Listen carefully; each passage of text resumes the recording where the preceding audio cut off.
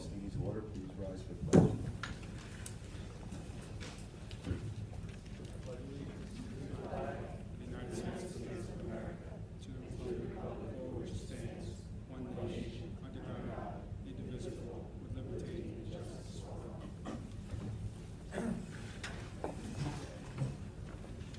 Open Publics Meeting Act. This is to advise the general public that in compliance with the Open Publics Meeting Act, the Little Lake Harbor Board of Education cause to be posted at the office of the Board of Education located 307 Frog Pond Road, Little Lake Harbor, New Jersey, and faxed on January 27, 2016 to the Asbury Park Press, Atlantic City Press, Manahawkin newspapers, and Sandpaper, and to the office of the municipal clerk of Little Lake Harbor. A meeting notice setting forth the time, date, and location of this meeting. We have a recommend motion to approve agenda. Approve the agenda. Recommend motion to approve agenda. May I have a motion? Motion. Second. Any questions? Roll call. Mr. Becker? Yeah. Mr. Below? Yes. Mr. Molesky? Yes. Mrs. Palin? Yes. Mr. Dalio? Yes. Yes. Motion carried. All right, we have board presentations. We have Spiesel Architectural Group, Inc.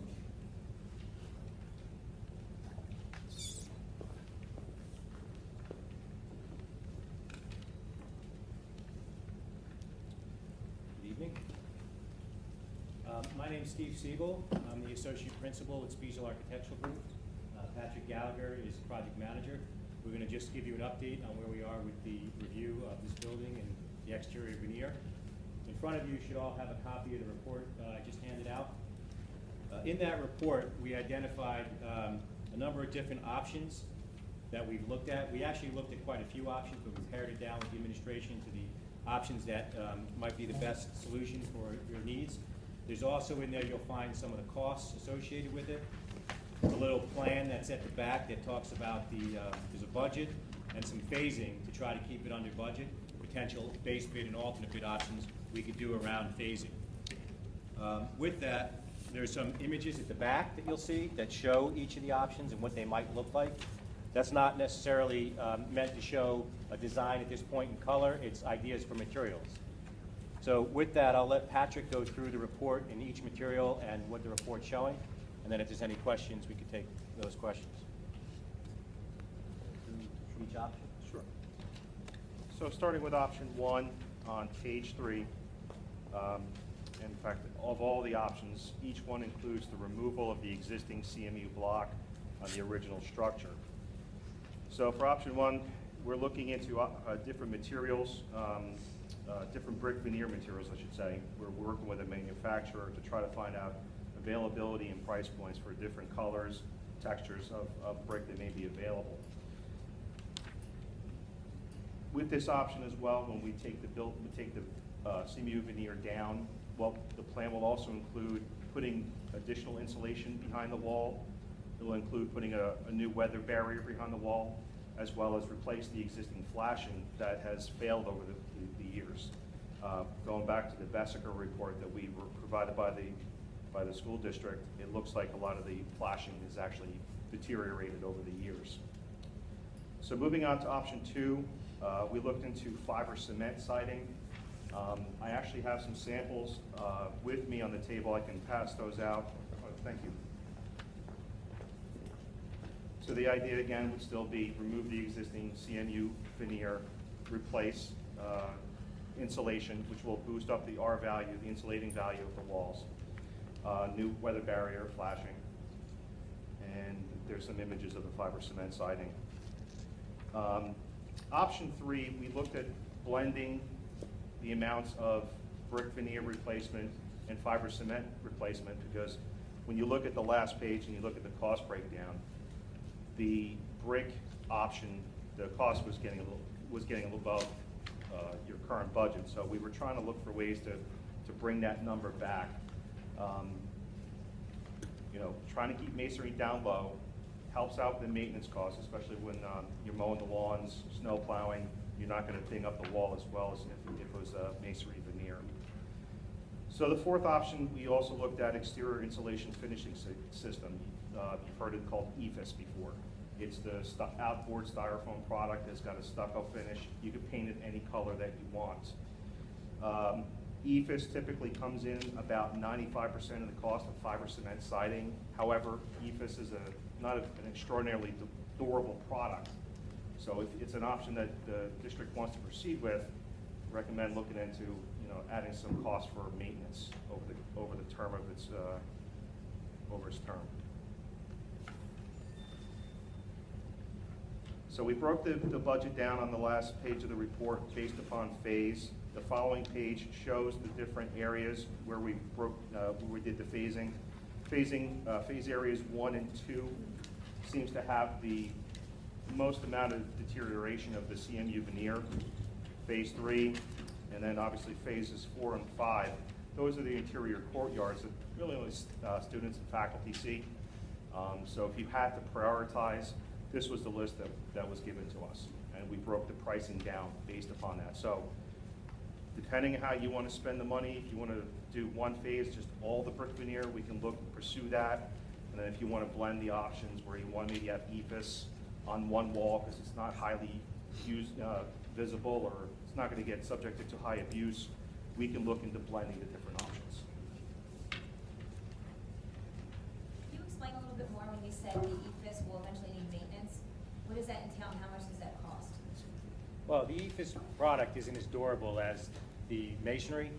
A lot of times it's just mainly control joints, depending on the abuse it might take. If there's students throwing balls at the building, things like that, it could damage or chip more than it would for brick. So it really depends on the building usage and vandalism or how just the area is used. Otherwise, the product is usually meant for a 20-25 year life cycle, where brick is more of a 50-year life cycle. You still have repointing, you still have control joint repairs in brick.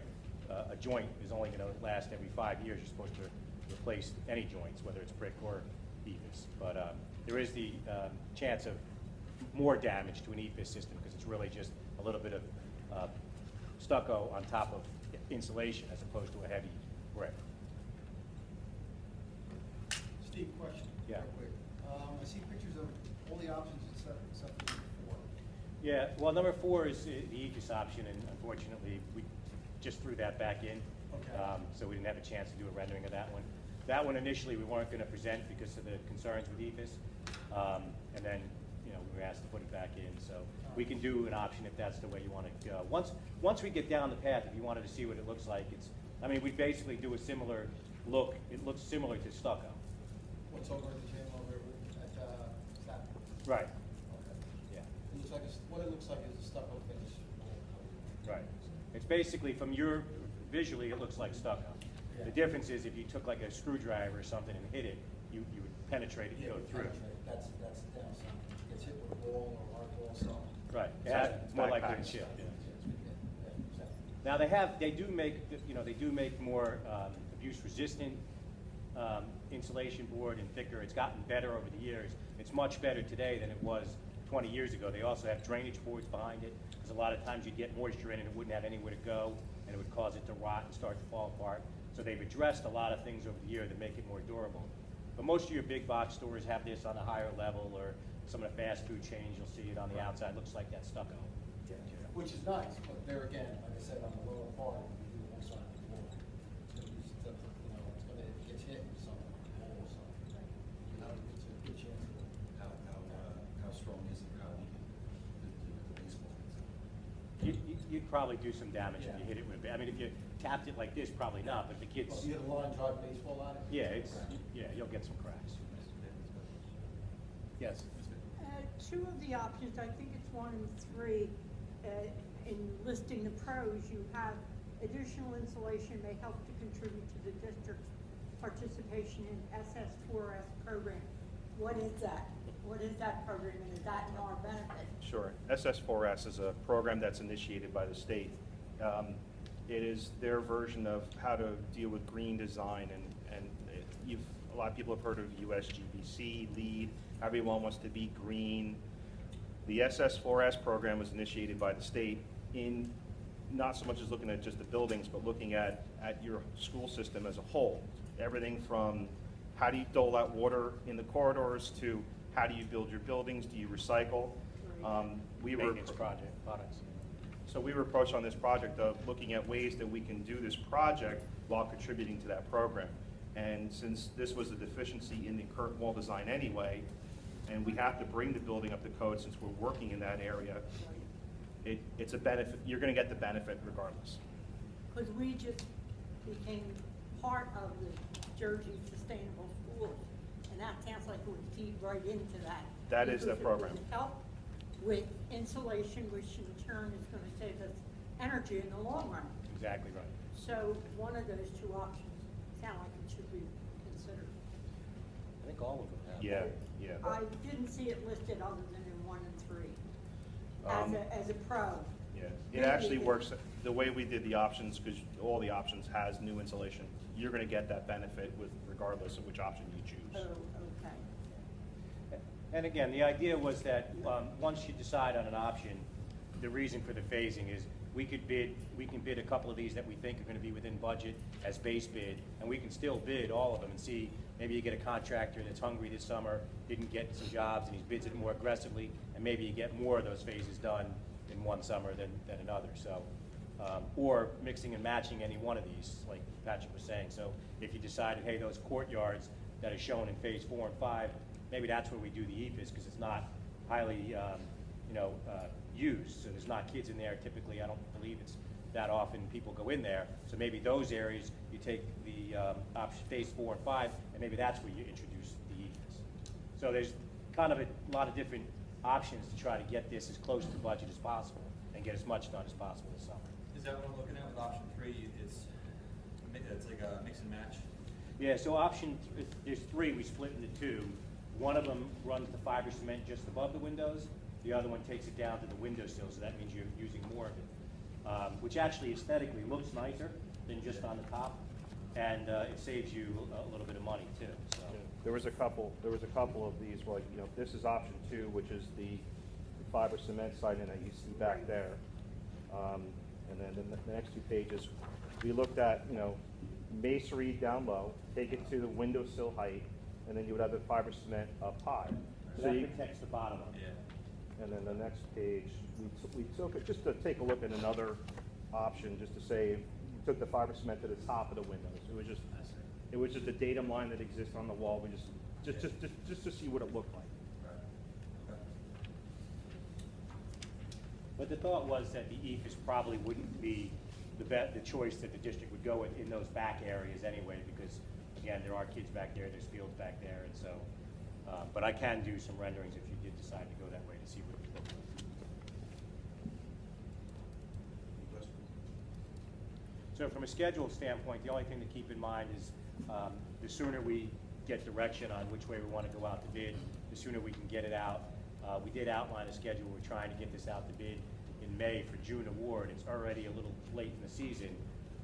Talking to some contractors, they're getting pretty full, so we'll see. That's the other caveat, is that we're going to push to try to get it this summer, but it may be difficult to get this whole school done in the summer anyway. We do plan on discussing this during our board of the whole, so Ann's going to give a little more information in regards to the breakdown of costs, so they have a better understanding, and then we plan on putting one on the agenda. Oh, okay, great. Would you like to stay around for that? What? Yeah, if you guys want us to stick around, Sure, we'll that'd be stick great, around. yeah. This way, if there's any other questions, Yes. fine. All right, thank you. Thank you very much. Is that yours? Thank you. Thank you. All right, now we have a presentation from Mrs. Januzzi, principal of George J. Mitchell.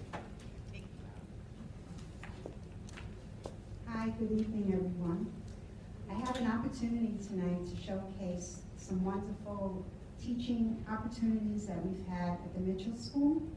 I want to thank Mark Sink, who's a second grade teacher in our building, who took time, sitting right there, hi Mark, took time from his daily life to create this video for us that was provided. A lot of the pictures were provided by our staff members.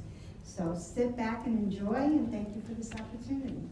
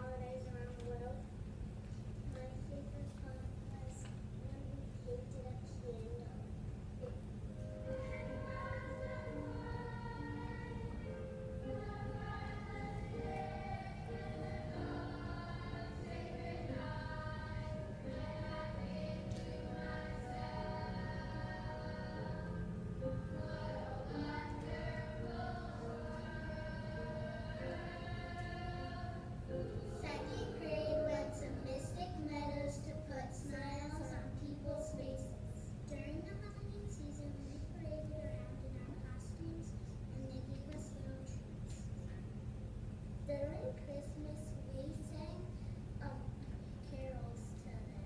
We also made little cards and ornaments for them. It was exciting. It made us feel good to make them happy. This after third grade class, we researched the life of Dr. Martin Luther King. We used multiple sources, print and online, to learn about his life and accomplishments. We learned that Dr. Martin Luther King fought peacefully for people to be judged for who they are, not by their skin color. He led the AL bus boycott, and he won a Nobel Peace Prize and gave the famous I Have a Dream speech. Even though he's gone, his dreams still live on through us. We also have Pi 62 and Roll 46. One day it's going to be cloudy and raining, and it's also going to be a bit cool. Pi 54 and Roll 36. Tuesday, we're going to have a couple straight showers. That's about next week. And we also have a high 64 and Roll. Have a great week, everybody. Back to you, Ryan. Hi, we're Mr. Smith's 5th grade class, and we are participating in the Great American Mail Race. The goal is to write to a 5th grade class in each of the 50 states.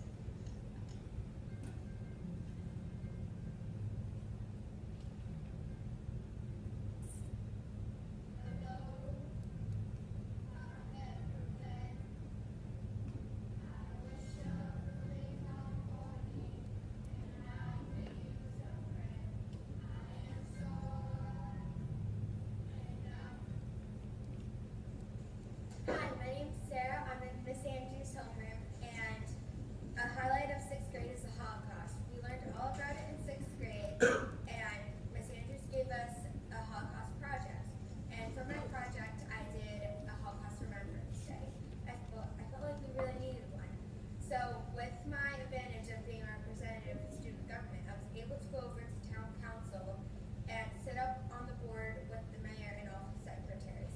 He let me speak to the whole town and say why I think we should do this, and he accepted. Then he came to our school for an assembly, which I ran.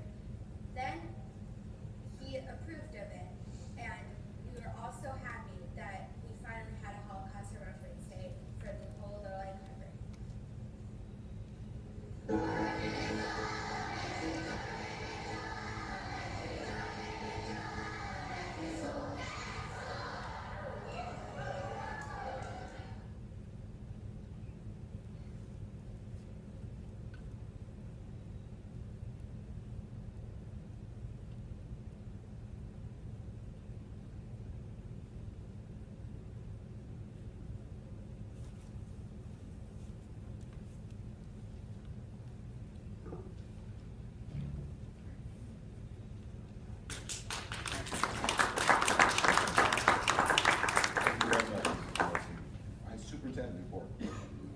Okay, before the superintendent report, I just want to mention that under finance in your agenda, letter N, that item will be tabled tonight. So we will not be approving that. So under finance, letter N. So while you're looking for that, we have some highlights around the district at the Frog Pond School. They're continuing with their Read Across America celebration, and they had a special guest reader come in and read to the class in the library. Some of the guests included administrative staff, parents, grandparents, and members of our senior community. Highlands Regional Junior High School Principal, Mr. Shore, and Assistant Principal, Dr. Clark, and the Teacher of the Year, Kathy Schaefer, read to the 6th graders and shared with them some of the exciting things waiting for them when they move to Pinelands in September. 4 of the band students were selected to participate in the South Jersey Band Directors Association Annual Festival. Out of 200 applicants, 100 students are chosen. They are very excited and proud of theirs. 2nd grade teacher Lisa Wetzel signed up for a webinar with Jeff Kinney, author of Diary of a Whippy Kid. Her students were able to participate while Mr. Kinney discussed his books and answered questions. Family Reading Night was held March 15th and was a huge success. 225 students attended with their families. A very special thank you to Brianne Bozard and Terry Vicesia for their time and dedication in organizing the event. At the Mitchell School, February 26th, they had the Tuckerton Seaport visit and 6th grade with a workshop on area artifacts. On the 26th, the Little Lake Harbor Library visited the kindergarten classrooms. Miss Donna read a book to each class. The 4th grade trip to the Count Basie Theater was on March 7th. March 10th, a letter of thanks was sent to Mitchell from the Friends of Southern Ocean County Animal Shelter for their donations. On the 11th, we had a principal for a day. 5th graders Grace Clementis, Olivia Benson, and Melissa Malinsky were the principals. The week of March 14th, the STAR Lab is in Mrs. Majeski's science room for K to 6. March 17th, 6th grade attends Pinelands Regional Junior High School concert. Bailey Lawrence, Brian Delbry, Amelia Savage, Bridget Dudas, and Carmen Matarazzo were nominated by Robin Soden and accepted into the festival day held in May and hosted by the South Jersey Band Directors Association. At the ECC, the teachers in the ECC are getting their seedlings planted and be ready for the vegetables out in the garden in April. Miss Renzia's class had a visit from Dr. Dutton, who brought his competition work dog to explain to the class about training, discipline, and the responsibilities of a pet. Mrs. Clifton's class has been having cultural snack every Wednesday. Families bring in a favorite snack to share with the class. Registration open house was Wednesday, March 16th, and they had a phenomenal turnout. Visitors from Hamilton Township, a master teacher and administrator, came to learn about implementing creative curriculum and how to see how the full-day preschool program works. Upcoming events in the district will be having an early dismissal for both staff and students on Thursday the 24th, and the district will be closed for spring break Friday, March 25th through April 4th. Park testing will begin when we come back from spring break. Parent-teacher conferences will be held April 13th through the 15th, and they will be early dismissal days. And our district will once again be celebrating the Week of the Young Child, April 18th through the 23rd. The ECC Advisory Council will be sponsoring on April 23rd from 11 to 3 a Touch a Truck exhibit for children of all ages. The next Board of Education meeting will be held Monday, April 25th, and at this meeting we'll be having our budget hearing in addition to the regular meeting. Thank you. Open to the public. Board of Education recognizes the value of public comment on educational issues and the importance of allowing members of the public to express, with each statement made by a participant limited to 3 minutes as cited in policy number 0167. The public may comment on any item on the agenda at this time. General public comment will occur later in the meeting. Open to the public.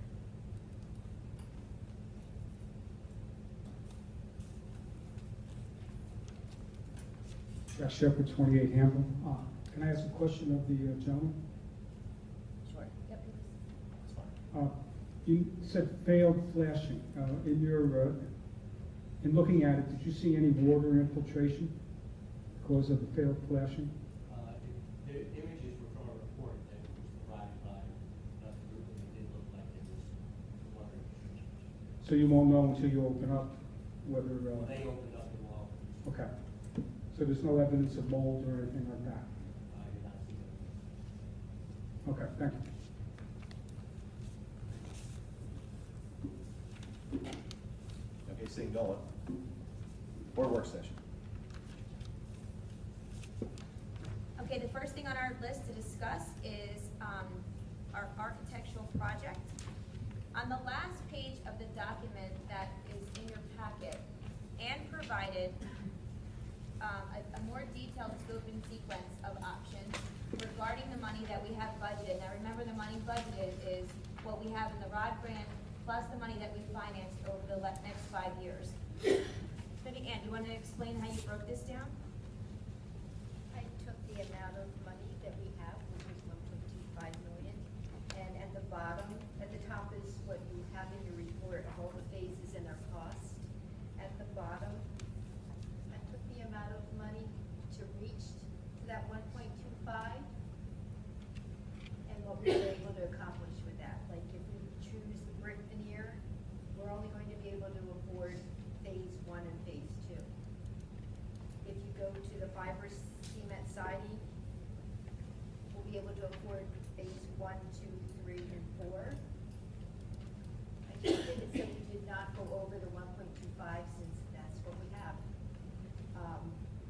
Now, if you wanted to mix and match, I just did a rough draft that we could do like option 2, phase 1, 2, and 3 with the fiber siding, and then option 4 for the ethos, and that's gonna bring us to 1.287, so you're 37,000 over. So it's not a whole lot you can mix and match unless you're doing a lot more of the ethos than any of the other options.